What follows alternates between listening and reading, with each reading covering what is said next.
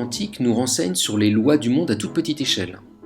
Et en particulier, elle peut nous expliquer ce qu'est un métal à toute petite échelle, à l'échelle de ses atomes par exemple.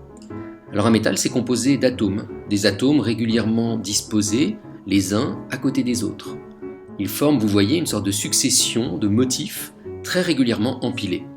Et puis au milieu de ces atomes, il y a des électrons qui, eux, sont sous forme d'ondes, des espèces de vagues, on parle de fonctions d'ondes quantiques, qui vont se déplacer librement à travers tout le métal et à travers ces atomes.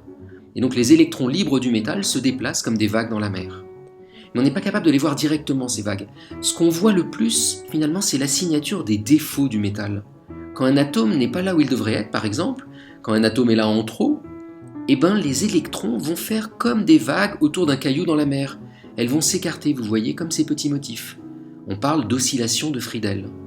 Et donc les électrons, finalement, signent leur présence dans un métal à travers les vagues autour des défauts qu'ils rencontrent. Et c'est ces vagues qui vont parfois interférer, qui vont parfois se superposer, qu'on va pouvoir voir. Alors pour les voir, on ne peut pas regarder directement un métal, on utilise un outil de mesure, un peu comme si on branchait une lampe sur le métal et qu'on l'éclairait de l'intérieur. Alors on n'utilise pas des lampes, on utilise des microscopes à effet tunnel, ou on utilise la résonance magnétique nucléaire, des techniques très sophistiquées de laboratoire qui vont nous permettre de révéler ces vagues, de les voir comme si on était capable de les éclairer. Et c'est ce savoir-faire du physicien qui va être capable de mesurer ces petites vagues autour des défauts qui vont lui permettre de comprendre finalement ce qu'est un métal et ce qui s'y cache, et de reconstituer ces électrons, ondes quantiques, qui le traversent et qui en assurent par exemple les propriétés électriques fascinantes.